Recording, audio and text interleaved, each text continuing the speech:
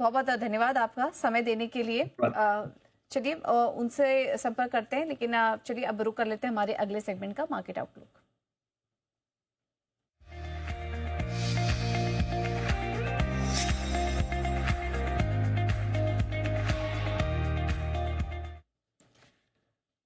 और ज्योतिवर्धन जयपुरिया सर के बारे में बात करें तो पिछले करीब 40 साल के लगभग का मार्केट का एक्सपीरियंस इनको रह चुका है और IIM अहमदाबाद से इन्होंने MBA भी किया हुआ है। सर बहुत बहुत धन्यवाद आज हमारे साथ जुड़ने के लिए। सर पहला सवाल तो बाजार को ही लेकर होगा। अभी काफी सारी पॉजिटिव खबर आ रही है बाजार को चलने के लिए। ग्लोबल अपडेट इस बीच काफी आया और आज सुबह ही डोनाल्ड ट्रंप का बयान भी आया कि जल्द ही रूस यूक्रेन को लेकर वो मंगलवार को कुछ पॉजिटिव घोषणा कर सकते हैं।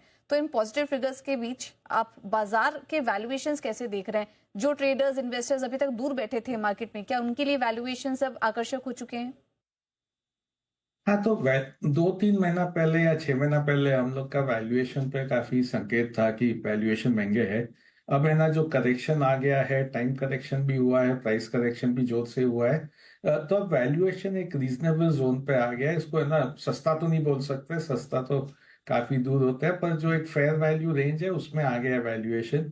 तो यहाँ से अब है ना, वैल्यूएशन पे इतना दिक्कत नहीं है। यहाँ से अर्निंग्स रिटर्न की तरफ है ना, मार्केट रिटर्न भी हो सकता है। जितना अर्निंग्स का रिटर्न आया उतना मार्केट रिटर्न हो सकता है। थोड़े है ना पॉकेट्स हैं जहाँ पे वैल्यूएशन महंगा है, पर यदि अपने लार्ज कैप को देखे, निफ्टी को देखे, सेंसेक्स को देखे, तो वैल्यूएशन अब एक फेयर वैल्यू जोन पे आ गया है। ऑल राइट, फेयर वैल्यू पर फिलहाल मार्केट ट्रेड कर रहे हैं। लेकिन सर ग्लोबल मार्केट से काफी सारे संकेत यहाँ पर देखने को मिल रहे हैं। एक तो खासतौर पर अगर आप देखें तो चाइना थोड़ा सा कंफ्यूज कर रहा है। आमतौर पर हम देखते हैं कि चाइना अपने गुड्स की, सर्विसेज की डंपिंग काफी ज्यादा करता है, लेकिन अब अचानक से डोमेस्टिक कंजम्पशन बढ़ाने पर फोकस है। क्या इसे टैरिफ वॉर का असर समझा जाए? नहीं, तो ये यदि अपने जावे तो 20 साल से चाइना कोशिश कर रहा है, और है ना वही था कि चाइना काफी ग्रोथ किया है इन्वेस्टमेंट से। जो है ना, उनका पिछले 20 साल से ग्रोथ हुआ है, इन्वेस्टमेंट से हुआ था। और उनका एफर्ट था, क्योंकि इन्वेस्टमेंट टू जीडीपी उनका है ना 40% के ऊपर चला गया था, 40-45% हो गया था। तो उनका था कि यहाँ से इन्वेस्टमेंट से ग्रोथ ज्यादा नहीं आ सकता है, तो कंजम्पशन बढ़ेगा तो ही ग्रोथ आएगा। तो उन लोग ने एफर्ट तो कई बार किया है पिछले 10 साल में कि है ना ये कंजम्पशन ग्रोथ हो जावे। अभी तक वहां पे ना ज्यादा सक्सेस नहीं आया उनका ये कंजम्पशन लेड ग्रोथ पे। तो एक और बार वो एफर्ट कर रहे हैं, क्योंकि अब उनका इन्वेस्टमेंट से ज्यादा ग्रोथ नहीं आ सकता है ना। काफी एक तरह से ओवरबिल्ट इन्वेस्टमेंट हो गया है उनका।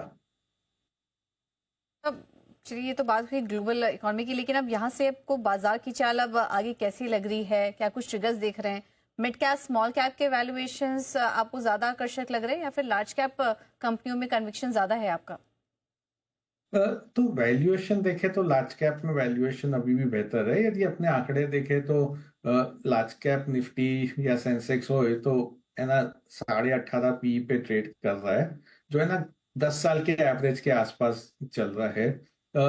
जो स्मॉल कैप के वैल्यूएशन है, मिड कैप के वैल्यूएशन इससे ज्यादा है। स्मॉल कैप के वैल्यूएशन करीब 19.5 है, और मिड कैप के है ना 23-24 के बीच में है।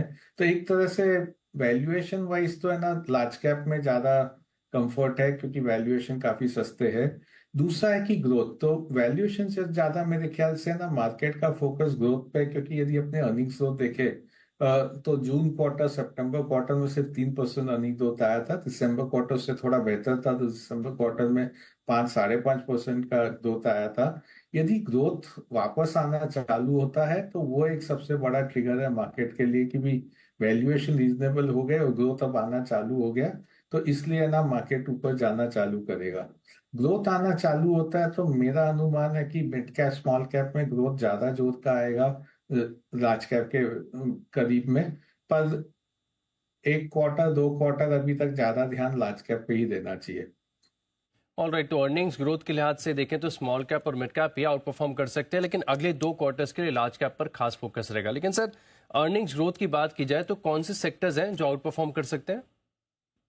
तो देखिए, 2-3 सेक्टर है जहाँ पे ना ग्रोथ अच्छा आ सकता है। एक तो बैंकिंग सेक्टर है, जहाँ पे ना काफी निम प्रेशर था पिछले 3-4 क्वार्टर में। आरबीआई अभी लिक्विडिटी बढ़ा रहा है सिस्टम में। यदि अपने देखे तो है ना करीब 5 लाख करोड़ का एडिशनल लिक्विडिटी दिया है दिसंबर से लेके अभी तक, सीआरआर कट, ओएमओ सब काफी तरीके करके, तो उससे थोड़ा है ना निम प्रेशर अगले 2 क्वार्टर 3 क्वार्टर में निम प्रेशर थोड़ा कम हो सकता है। तो बैंकिंग में ग्रोथ ठीक आ सकता है। दूसरा है जो है ना अपने कैपिटल गुड्स है जो है ना गवर्नमेंट स्पेंडिंग पे डिपेंडेंट है, वो पिछले 6-8 महीने में गवर्नमेंट स्पेंडिंग काफी धीमा था, उसके लिए वहां पे ना ग्रोथ काफी कम आया था। पर अब है ना गवर्नमेंट स्पेंडिंग बढ़ गया है, पिछले 2-3 महीने से काफी गवर्नमेंट स्पेंडिंग बढ़ गया है। यदि अपने बजट को देखे तो वो पिछले 8 महीने में जो फिस्कल के थे, अप्रैल से लेके नवंबर तक सिर्फ 4 लाख करोड़ का स्पेंडिंग हुआ था। पर अगले 4 महीने में जो है ना दिसंबर से ये मार्च तक है, मेरा अनुमान है कि 5 से 6 लाख का स्पेंडिंग हो जाएगा। तो इसके कारण जो भी गवर्नमेंट फेसिंग है ना कंपनीज है वहां पे ग्रोथ अच्छा आ सकता है। फार्मास्यूटिकल एक तीसरा सेक्टर है जहाँ पे ग्रोथ अच्छा दे सकता है। फार्मा स्पेस, कैपिटल गुड्स, यहाँ पर निवेश के मौके नजर आ रहे हैं। अर्निंग्स इनकी अच्छी नजर आ सकती है, तो इस पर आप फोकस रखिए। ओके ज्योति साहब, बहुत बहुत धन्यवाद आपका आज अपना कीमती समय हमें देने के लिए, बाजार पर अपना आउटलुक भी हमारे साथ